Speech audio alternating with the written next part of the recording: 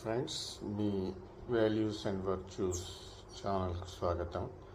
నేను షేక్ మహబూబ్ పాషా మాట్లాడుతున్నాను. ఈరోజు మనం మాట్లాడుకునే విషయము ఏంటంటే, పని జీవితంలో ఓర్పు అవసరమా? ఓర్పు అనేది ఎలా ఉపయోగపడుతుంది? ఓర్పు అనేది బలహీనత కానే కాదు, అది మన అంతర్మదనానికి, మన నియంత్రణకు ప్రతీక.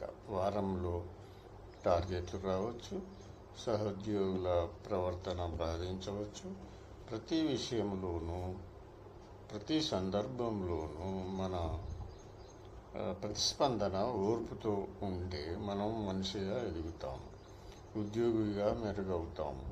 పని స్థలంలో ఓర్పు ఉండడం వల్ల మనకు కలిగే లాభాలు: మన సమస్యలపై స్పష్టంగా ఆలోచించగలుగుతాము, ఇతరులతో సంబంధాలు మెరుగ్గా అవుతాయి, మేనేజ్మెంట్ మనపై నమ్మకం పెరుగుతుంది, మన నిర్ణయాలు బలంగా అప్రతిహతంగా ఉంటాయి. దానికి ఒక చిన్న ఉదాహరణ చెప్పుకుందాము. ఒక ఉద్యోగి రోజు అధికారుల ఒత్తిడిని ఎదుర్కొంటున్నాడు, కానీ ప్రతిసారి సున్నితంగా స్పందిస్తున్నాడు. అతని ఓర్పే చివరికి అతనికి ప్రమోషన్కు కారణమైంది. ఓర్పు ఉండడం వల్లనే అతను జ్ఞానము, నమ్మకము సంపాదించాడు. ఒక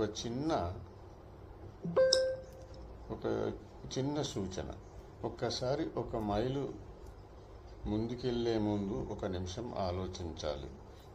అది ఓర్పు అనే మన విజయానికి బాట. చివరగా చెప్పాలనుకున్నది, ఒప్పుకోలేని స్థితిలో ఓర్పుతో ఉండగలగడమే మన బలం. పని జీవితంలో ఓర్పునకు అలవాటు చేసుకుంటే మీ కెరీర్ మాత్రమే కాదు, మీ మనసు ప్రశాంతంగా ఉంటుంది.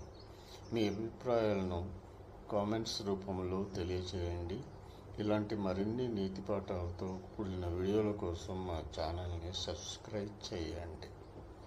ధన్యవాదాలు.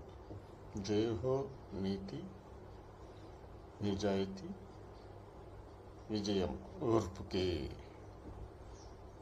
Signing off, Mehboob Pasha Sheikh.